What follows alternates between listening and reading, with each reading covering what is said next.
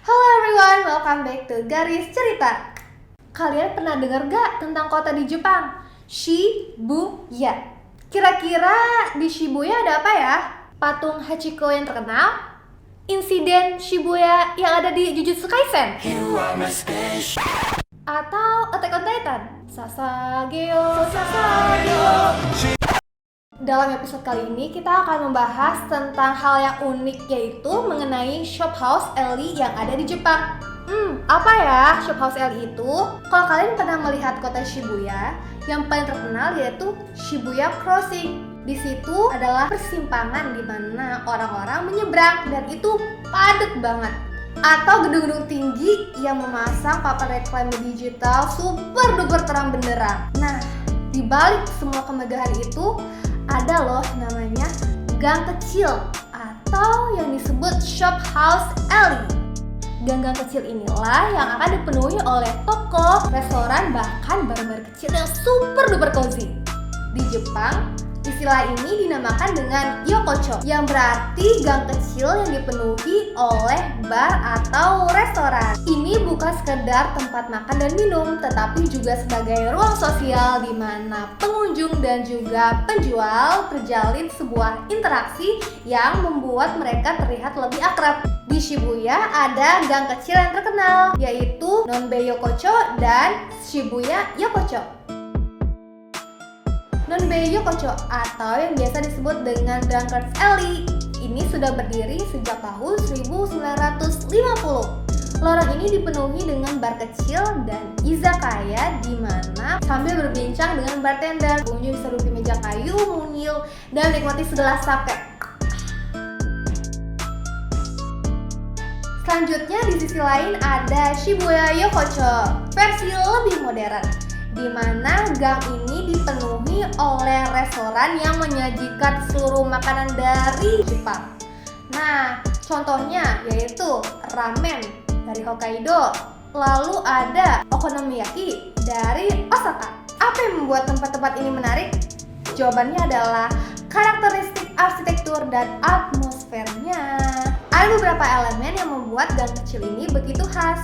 1. Lorong sempit dan atmosfer intim. Tidak seperti jalan Shibuya yang ramai, gang ini lebih sempit dan juga tertutup, menciptakan suasana yang lebih hangat dan juga lebih akrab. Kadang jalannya hanya cukup dilalui oleh 1 atau 2 orang aja. 2. Bangunan kecil dan fungsi campuran.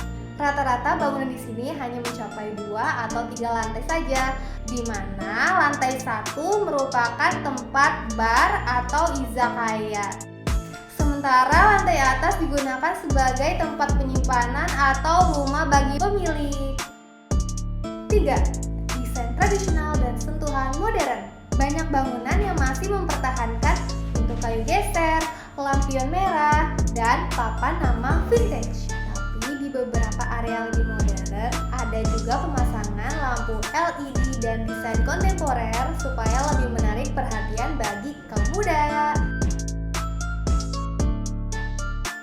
Mungkin kalian masih bertanya-tanya, mengapa kota di Shibuya yang super duper sibuk dan juga megah ini masih mempertahankan gang-gang kecil?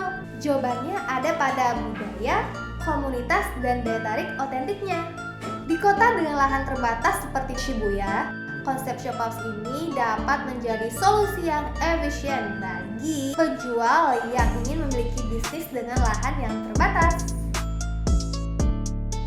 Banyak warga lokal dan wisatawan yang ingin mencari pengalaman yang lebih tradisional dibandingkan dengan restoran besar. Makan di sebuah kedai kecil yang hanya cukup menampung 5 orang saja terasa lebih eksklusif dibandingkan dengan restoran yang mainstream. Banyak tempat di Shop House Ellie yang mempertahankan era Showa, yakni era di mana izakaya dan bar kecil menjadi tempat pusat kehidupan sosial. Ini menjadi daya tarik sendiri bagi orang-orang yang ingin merasakan Jepang tempo dulu. Jadi, jika suatu hari kalian berada di Shibuya, jangan hanya berada di pusat perbelanjaan dan toko besar saja, tapi cobalah telusuri ke gang-gang yang lebih kecil. Temukan kedai kecil yang menarik perhatian kalian. Masuk, duduk, dan dapatkan pengalaman unik yang tidak bisa kalian dapatkan di tempat lainnya.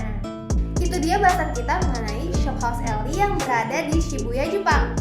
Kira-kira kalau di Indonesia ada nggak ya gang kecil yang bisa kita temui? Kalau kalian tahu, jangan lupa komen di bawah ya. Arigatou gozaimasu bagi yang sudah menonton video kali ini. Jangan lupa like, komen, dan subscribe bagi kalian yang ingin menonton video-video selanjutnya.